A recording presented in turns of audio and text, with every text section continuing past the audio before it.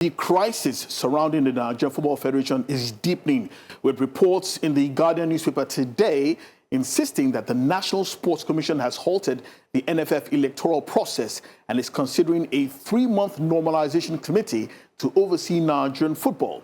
The reported move comes after Nigeria's failure to qualify for the last 2 FIFA Men's World Cups in 2022 and 2026, and also the Super Falcons' subsequent elimination from the 2027 Women's World Cup qualification route. Reports also suggest that former NFF President Amaju Pinnick was considered for the proposed committee, but has reportedly been rejected by the presidency. The identity of a possible committee chairman remains unclear at this moment. However, it is important to stress that FIFA itself has not confirmed any normalization committee, and reports of the intervention remains unverified. The controversy has already triggered resistance from football stakeholders across the country, with calls for fresh leadership rather than a return to former administrators. Also, the administrators themselves in different, pockets are also fighting back, insisting that the government must follow the letter of the law. And there are also demands for greater financial accountability, electoral reform, and a restructuring of how Nigerian football is being governed. Well, we're being joined tonight by 2 gentlemen who know this issue probably better than most. Osasu Obayuwana is a lawyer and a former member of the 2018 Nigeria Football Federation Reform Committee that basically didn't reform anything. And now we're also being joined by Emeka Enyadike, who is a sports consultant and also a former FIFA consultant. 2 gentlemen who know the sport of Nigeria football itself is a sport on its own. So let me just put it that way. Gentlemen, thank you so much for coming through tonight. Let me start with you, Osasu. When is there crisis in Nigerian football, or are we just, overreacting to what happened in Morocco? I think there is a saying in law, res ipsa loquitur, the facts speak for themselves. So I think all Nigerians know what the facts are, and they know whether Nigerian football is in a crisis or is in harmony. So I don't need to answer that question because the answers to that are as clear as night and day. Well, Emeka, maybe you want to join in. Do you feel that maybe the Nigerian football fans are being too critical? I mean, there are those who have come out in defense of the NFF and said, look, Italy, former world champions, didn't qualify for 3 consecutive World Cups. Nobody was beheaded. Why are Nigerians screaming and groaning? It's quite remarkable that you try to quote some fans telling you that Italy didn't qualify for the World Cup. Someone said when we didn't qualify for the World Cup in 2006 that it wasn't our birthright. Look, qualifying for the World Cup in Africa when there are 10 teams, that's not a crisis. That's a tragedy, because when there are 10 countries from Africa, Nigeria has to be there. That's one. For the Super Falcons not to qualify for the World Cup, it's terrible. It's not something to even beat around the bush for. We shouldn't struggle to qualify for Women's World Cup or the Men's World Cup. The word crisis, I don't think it's the right word there. I think it's just a scenario where we haven't covered our heads in glory. Okay, let me just help you there, Emeka, and let me just read out what a lot of people are calling the many sins of the Nigerian Football Federation. 2026, failure to qualify for the Men's FIFA World Cup as well, finishing second behind South Africa in the qualifying group. 2024, failure to qualify for the Paris Games under-23 by the under-23 team. 2024, Africa Nations Championship, Nigeria's home-based team were eliminated in the group stage as well. 2027 Africa Under-20 Cup of Nations, the Flying Eagles failed to qualify after being eliminated in the qualifying campaign. 2023 Under-17 World Cup as well. 2026 FIFA Under-17 World Cup as well. 2027 FIFA Women's World Cup. 2024 FIFA Under-17 Women's World Cup as well. And a lot of people have said that this is simply unacceptable, and that the Nigeria Football Federation should do the honorable thing and resign. But in the history of Nigerian football, I cannot remember where an executive board of the Nigerian Football Federation resigned. Or Sasu, are we asking for too much from these people? But today, I think you are just trying to get me to say things which you already know very well. Maybe you are doing it for the entertainment of your listeners and your watchers. Look, we all know that Nigerian football is an absolute shambles, and we have not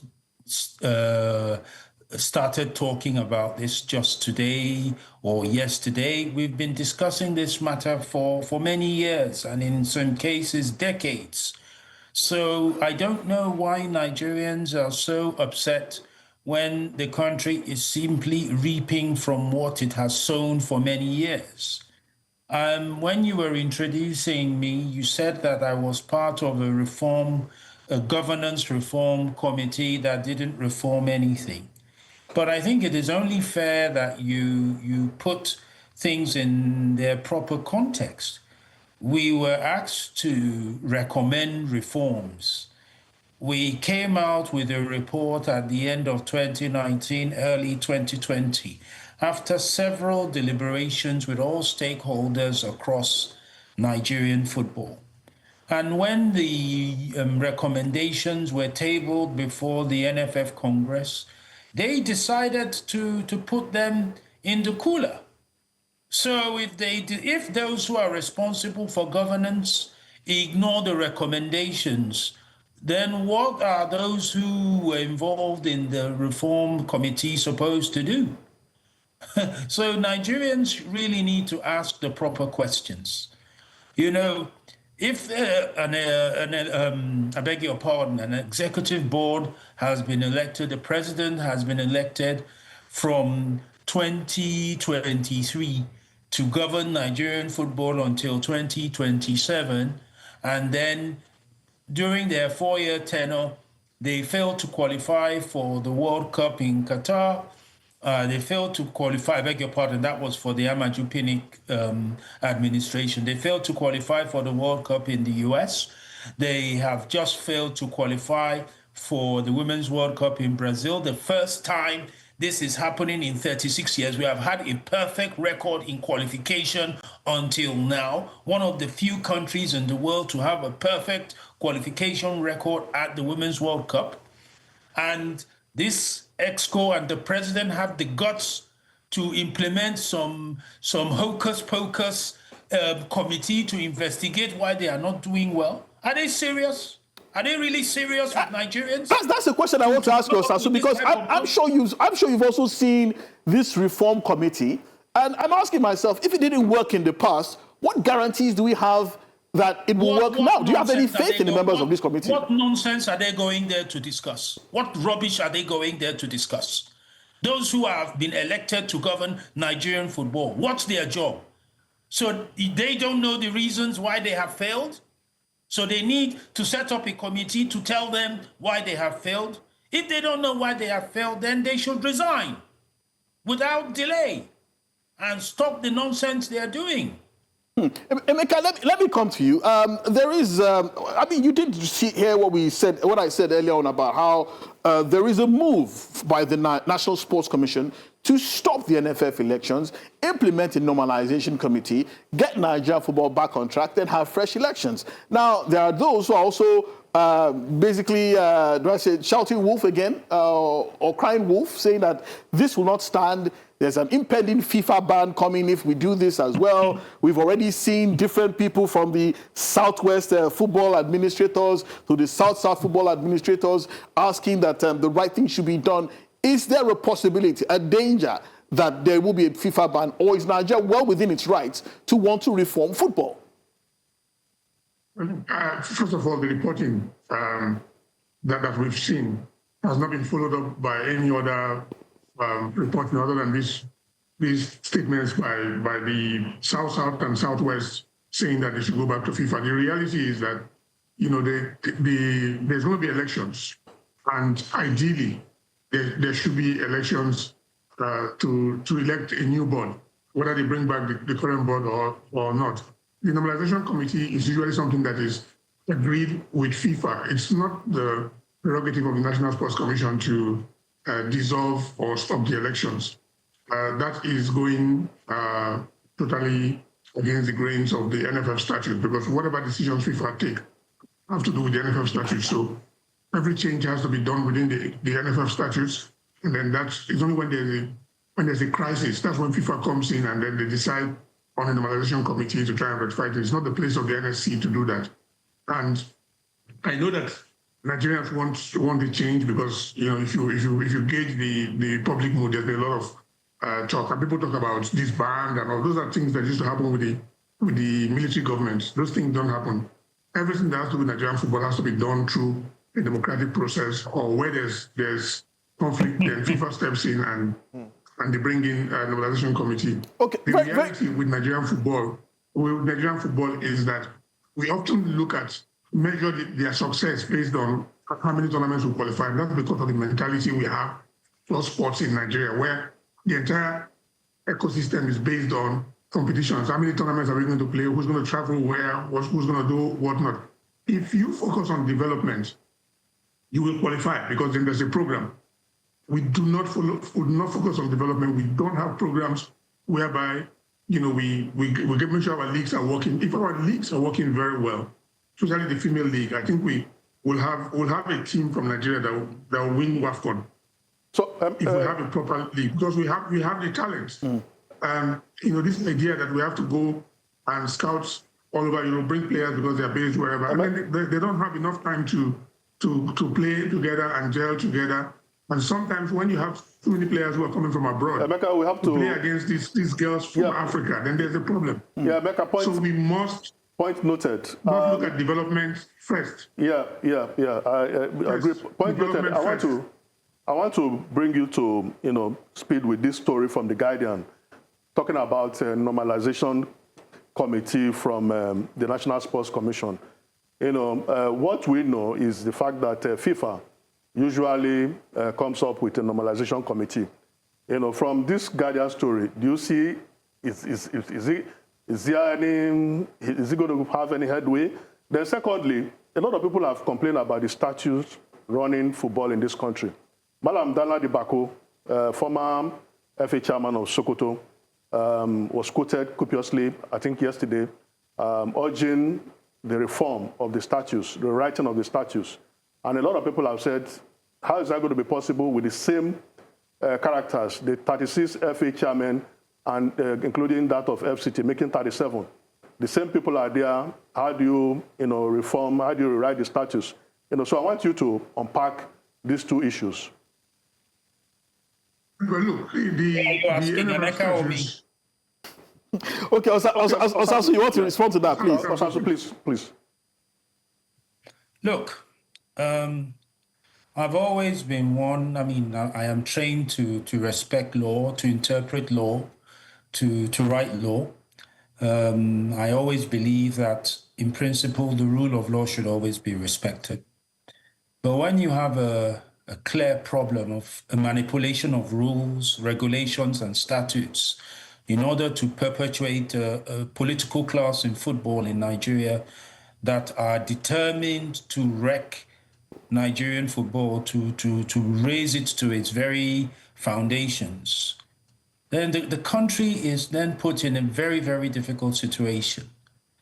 I think it is not correct at this time for Nigeria to have any football election until there is a proper reform of the statutes of the NFF. 4 years existed for these reforms to take place, but they were done in a manner that is ingenuous and dishonest. It only perpetuates those who already have their iron grip on the governance of football in the country. And since I know quite well that turkeys don't vote for Christmas, the country may be pushed to a point, and I think that crisis will happen very soon, where football in the country will have to be brought to a complete halt in order for us to rebuild governance from the very bottom to the top. Isn't that a bit too drastic, Osasu? Someone said that that's a bit too drastic. Just a minute. Let me just finish before you ask your question. It is clear from the existing structure in Nigeria that any proper governance or reform to ensure that things in Nigeria don't deteriorate further is impossible. Okay, Mr. Osusu, Mr. Ayedike already made clear that if we don't focus on development, we will continue to fail.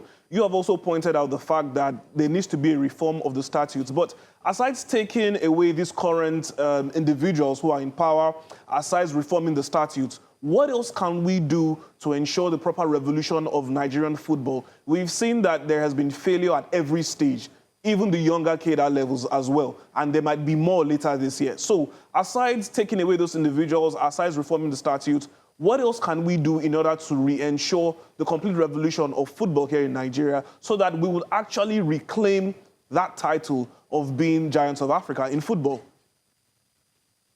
Well, football does not begin with footballers. I have to remind you people of this. And so the issue of reforming governance and the quality of those who are in governance is fundamental to all the questions you are asking. If you don't have good leaders, can they think properly? Can Nigerian football think properly if the good leaders are not there? If you don't have visionary leaders there, if you don't have people with the right qualifications to be there, people that have the required level of integrity and diligence to be there. So let us address the issues of leadership, because without leadership, we cannot address any other issue. Issues of how to make the Nigerian football ecosystem viable outside of national team competitions cannot be thoroughly tackled or resolved without having leaders with the capacity to drive solutions to these problems. Well, let me come to you, Emeka. If I'm not too sure, but I think Osasua is probably advocating for something really drastic to happen in order for us to completely clean out the organ stables of Nigerian football. But there are those who have argued that if we are going to do that, that this is possibly the best time to do it. Gianni Infantino is reeling from pillar to post, looking for support all over the world, that Nigeria can offer him this support in exchange for him FIFA turning a blind eye away from possible reforms that can be far-reaching and will also involve the removal of certain individuals. In your opinion, is this possible and is this workable? The reality is that we like to do things last minute. That's the reason why we've allowed this to get to this point. We're talking about reforms and all that. We need to go back 20 years ago. In 2006 was when the NFA, the NFF rather evolved from NFA to NFF. And remember that in the Nigerian law, they are still known as the NFA. They get allocated money from government because in Nigerian law recognizes Nigerian Football Association. There were two decrees that became an NFF Act, and those need to be repealed. There's been a lot of talk about that for so many reasons, because they're still drawing money from government. The second one, obviously, is that FIFA recognizes the fact that they are now a federation.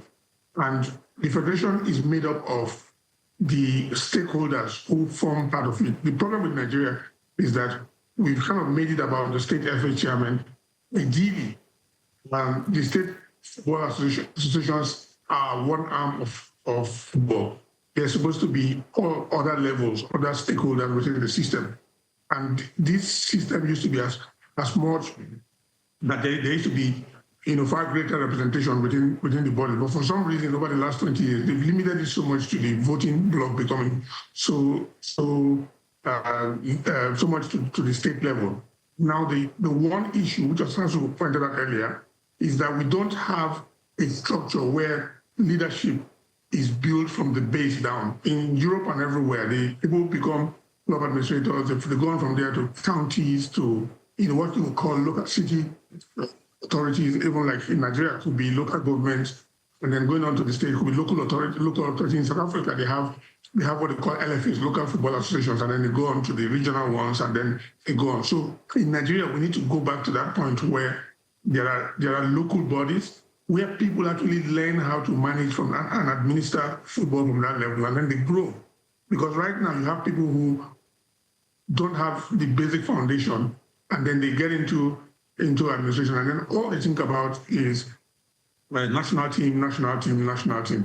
If we have a proper structure where administrators are are groomed from the local level all the way up. If you take the profile of all the people who are state chairmen, for instance, you will find where the gaps exist, because a lot of them were pulled in by their friends and so on and so forth. So we need to do that. But for us to do that, we always want to talk about doing it when it's time for election, and then that becomes time for crisis. So we need to look at how we can carry out the reforms without necessarily destroying whatever it is that we have, because the global football bodies, whether it's FIFA or CAF, what they recognize are the football stakeholders who make up the body. And in the case of Nigerian Football Association, it is the NFF, the state bodies that predominantly make up the Congress of the Federation. So we need to rebuild that by ensuring that there's a process where we can get people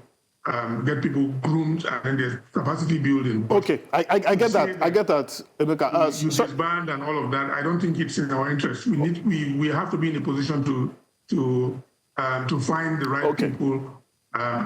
Okay, I get that. Let me come back to you, Osasu. In that Guardian report, by Gowon Akpodono, who is actually quite an excellent journalist and well respected, there was a talk about how former NFF President Pinnick Amaju was actually mentioned as a possible head of that Normalisation Committee, but was discarded rather quickly. I thought that was rather strange, considering the fact that he was a former president. He would probably know the ropes a bit better than anyone. But in your opinion, can Nigeria afford a FIFA ban? That is the question a lot of people are asking. Let me throw the question back to you. If there is a FIFA ban, what will be the consequences?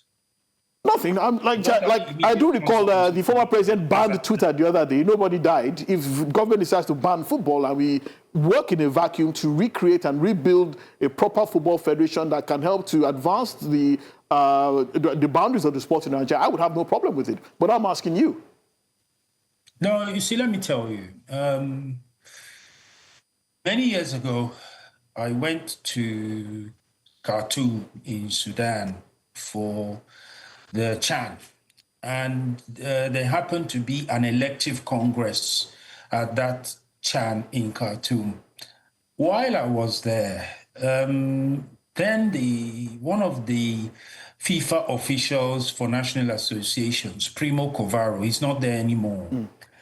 He was in the midst of dealing with so many problems across national associations, similar to what we're having in Nigeria now. And I told him that if you want to solve these problems in a way that will bring about lasting peace and real development in the countries concerned, it is very important for FIFA to listen to the entire community when there are problems.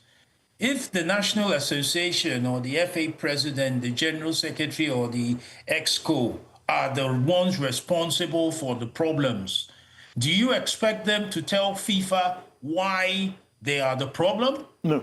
So they need to listen to more voices within football and not necessarily within the official NFF system to find out what is going on. And I have told this even to those in FIFA who are currently responsible for these problems now. Because as long as they don't change their attitude towards how they resolve these matters, in many cases, they just end up supporting those that are responsible for the problems of football in that country.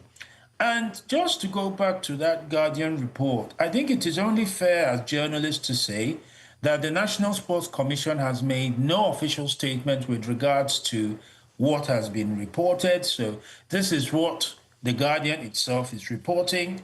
I've tried to reach out to people in the NSC for them to give me some more details or to shed some light on the truthfulness or the lack of truth in that report, but I did not hear anything. So you've also reached out to your contact in FIFA, Osasu, and according to what you tweeted earlier today, there is no confirmation of them having spoken to the Nigeria National Sports Commission. Can you confirm that? Why are you asking me to confirm what I wrote? That's what I wrote. Why are you asking me to confirm what I wrote? Not everybody's on Twitter, Osasu. No, but you said this is what I wrote, and you know that is what I wrote. So why are you asking me? Because I follow you now, so I know exactly what you write.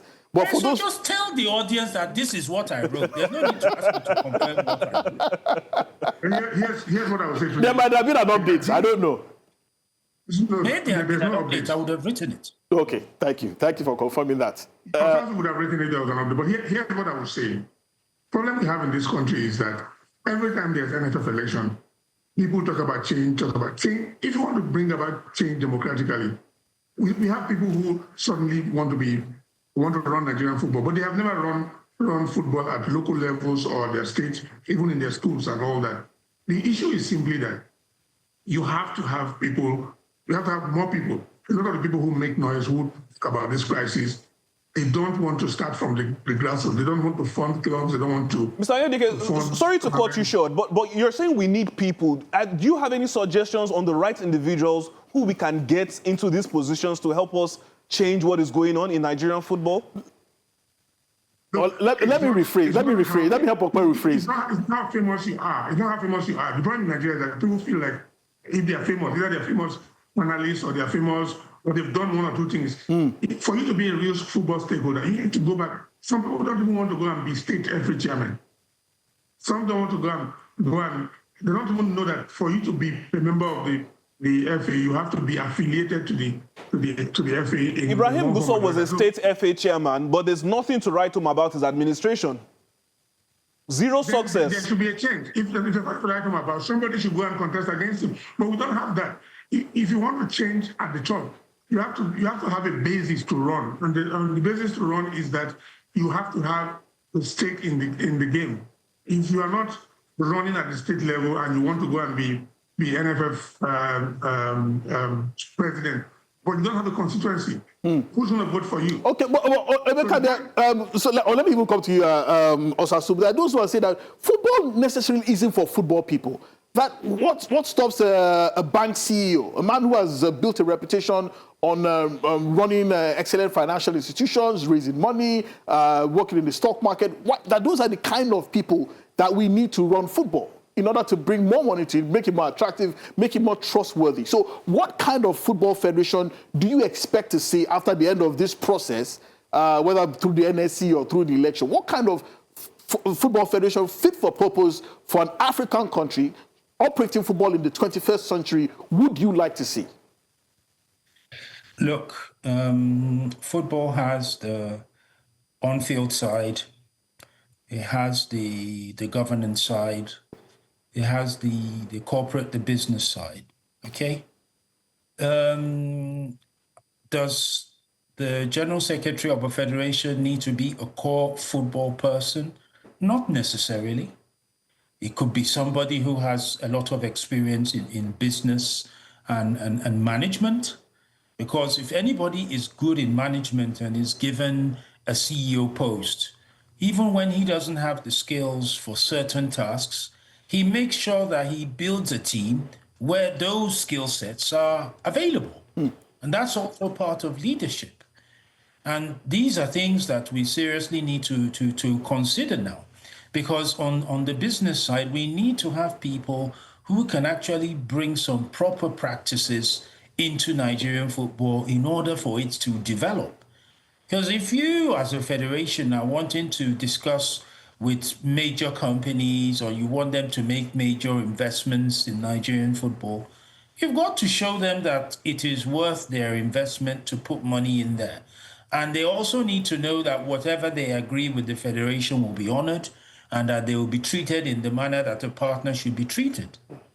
But if you don't have people with the skill sets and the backgrounds to be able to put the federation in that kind of shop window, there is no way that it will be possible to achieve these things.